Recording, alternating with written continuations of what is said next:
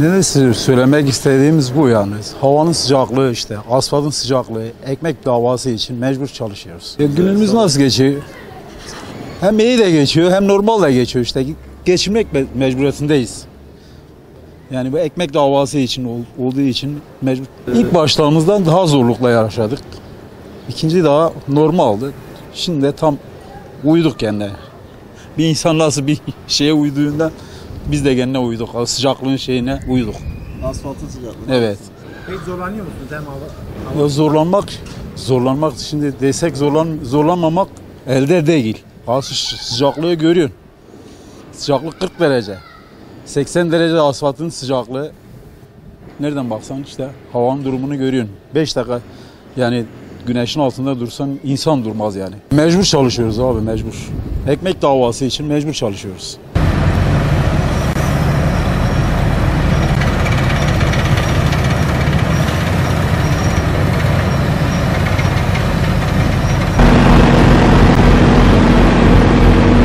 Ben yeniyim daha.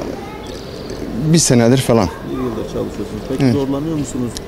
Tabii ki zorlanıyoruz. Yani şu şartlarda havanın sıcaklığı, asfaltın sıcaklığı mecbur zorlanıyorsun yani vücut bir şekilde şeyini atmak zorunda. Millet her şekilde de çoluğumuzun çocuğumuzun rızkını kazanmak zorundayız. İlla ki yoruluyoruz yani hava sıcak, asfalt sıcak, havanın sıcaklığı, asfaltın sıcaklığı bizi bunaltıyor, terletiyor. Mecbur biz de milletimiz için çabalamak zorundayız. Çoluğumuzun çocuğumuzun rızkı için çabalamak zorundayız.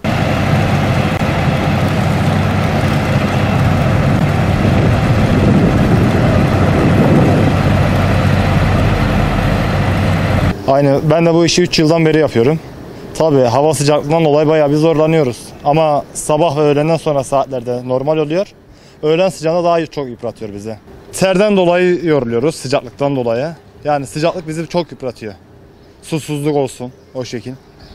Ama Asfaltın sıcağı size nasıl yansıyor? Yani hem hava sıcak, üstte yukarıdan hava evet, sıcak. asfaltın sıcağı yeri- acayip şekilde bizi çok yıpratıyor. Susatıyor, terletiyor. Zaten terlemesi bize yeter oluyor.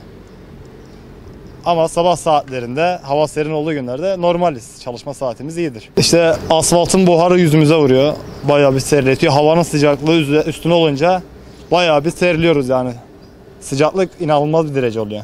Çekilmiyor yani bazı. Yeri geliyor. Bayılan arkadaşlarımız bile oluyor sıcaklıktan. Yani herkesin dediği gibi işte ekmek parası.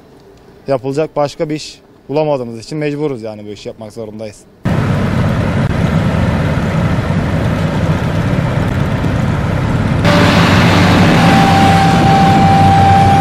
Abi asfalt sıcaklığı dağıdarken zor oluyor.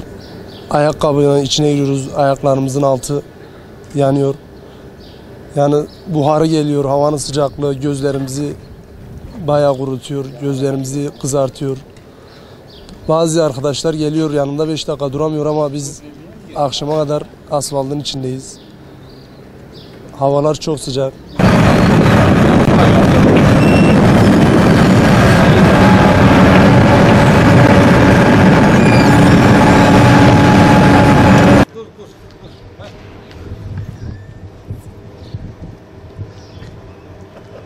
Vay bu asfaltın sıcaklığı. Azalttık.